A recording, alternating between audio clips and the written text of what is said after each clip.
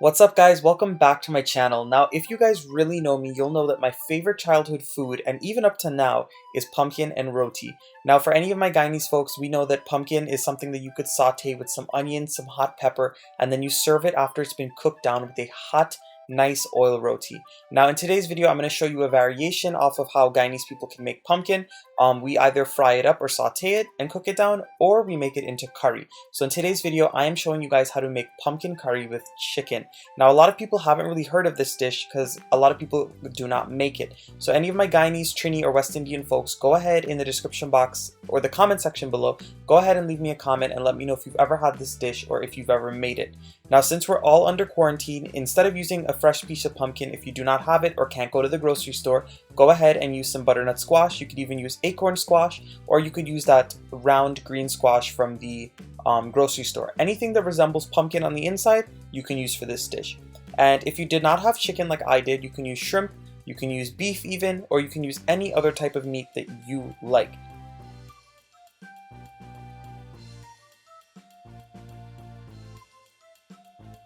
So being that this is pumpkin and chicken curry, we're of course going to need our pumpkin and we're going to need our chicken. So in order to prep the pumpkin, which means peeling it, cutting it, and washing it, I do have a video on my channel where I shared how to complete that whole process. So you can go ahead and check that out. I'll have it linked right up here in the right hand corner of the screen. You can click there and then you can prep your pumpkin. And I also have some pieces of chicken. Now I'm using bone-in pieces of the whole chicken. It's not a whole chicken, it's just some pieces from it. And I cleaned it, I washed it, took off any extra fat, and you want to wash it with some lime or some vinegar or some salt. And yeah, so I have all of the ingredients prepped here. The pumpkin's been washed and it's just soaking in some water before we get into the cooking process. So once you have your pumpkin and your chicken chopped and prepared, we're going to season up the chicken just a little bit. So in my chicken, I'm going in with a little bit of garlic powder, and I'm also going in with a little bit of black pepper. And I wanted to let you know that seasoning the chicken before cooking is 100% optional. This is just something that I like to do if I have the time. And once you add in that black pepper, you're also going to go in with some dried thyme. Now I'm using the dried Guyana thyme because I got some of that. But if you don't have that, you could use regular dried thyme or even fresh dried thyme if you could get your hands on that. And once you add those ingredients in, you're going to go ahead and stir it up really well so all of the chicken is coated. And then you're going to allow it to sit for about 30 minutes to an hour. Again, only if you have the time. This is totally optional. I also wanted to mention that if you have some fresh green seasoning, you could toss it on the chicken now instead of using the dried spices. So it's been about 30 minutes and my chicken is done marinating and I'm getting ready to put this whole dish together and start cooking. So in my bowl here, I have some garlic and hot pepper that's been ground together. I also have a few chopped pieces of thick leaf thyme. Again, that's something that I have growing in my garden, but if you didn't have it, you could use dried thyme or you can omit it totally. And into the bowl, I'm going in with some curry powder as well as some masala.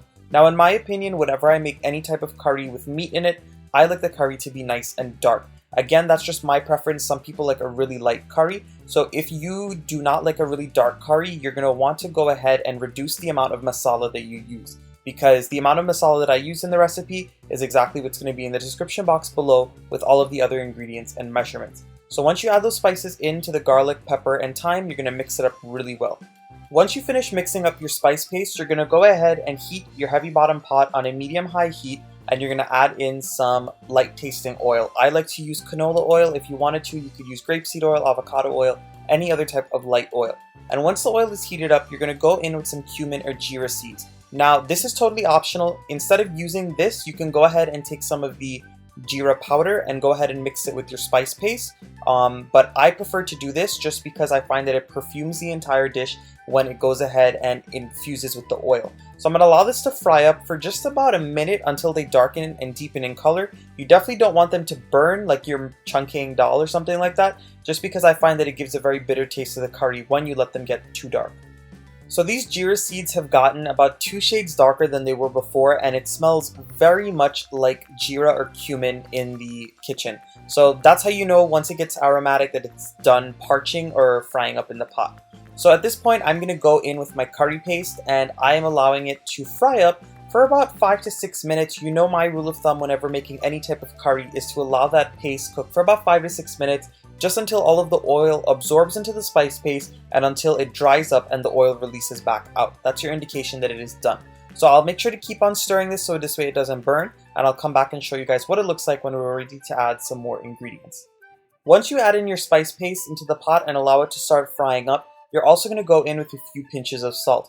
Again, I always add salt in the beginning of the cooking process as well as throughout, so this way I could continually build the flavors of the dish. If you add all of the salt in at one point in the dish, it doesn't help the whole curry taste nice and complex. It tastes very one note.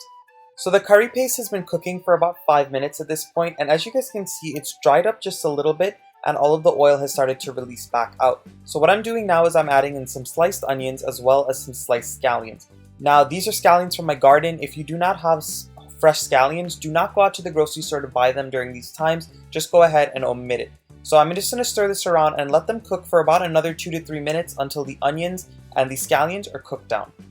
So I did add about a tablespoon of water into this mixture after I added the onions and the scallions, just because I felt that it was a little too dry and I wanted it to really cook properly. So into this mixture now, I'm going in with 2 bay leaves, and anytime you're making curry, the addition of bay leaves always makes the curry taste nice and savory and just gives it a little something that you would notice if it wasn't in there. So I'm going to continue cooking until these onions cook down a little bit more. After about 2 minutes of adding the onions and the scallions, you're going to notice that the oil starts to separate back out from the spice mixture. That's your indication to go ahead and start adding in your chicken, and that's your indication that the curry paste is fully cooked. So into the pot, I'm going in with all of the marinated chicken. Again, you do not have to marinate your chicken at all. That was totally optional. And I'm basically going to stir this around to get the chicken coated with that curry paste. Once you've added in all of your chicken, make sure you stir it up really well to go ahead and get it covered in the curry paste. And you're going to allow it to bunjay or fry down in those spices on a medium to medium high heat for about 6 to 10 minutes. It may take a little longer than that, it may take a little less than that. But the goal here is to basically get the chicken seared with all of those spices, and you want the chicken to release all of its natural juices. Guyanese people call that the rank water, and then you want all of those juices to go ahead and dry back down. Basically, those juices can sometimes hold a freshness to them and make the meat taste a little gamey, so that's why you want them to fully burn off, and then at that point you can add in some fresh water to make your gravy. So my chicken has been bunjaying or frying down in those spices for about 10 minutes at this point, and the chicken that I used today actually didn't have too much natural juice in it, so it didn't take that long. But sometimes I've made it with chicken that's taken about 15 to 20 minutes to burn all of its juices.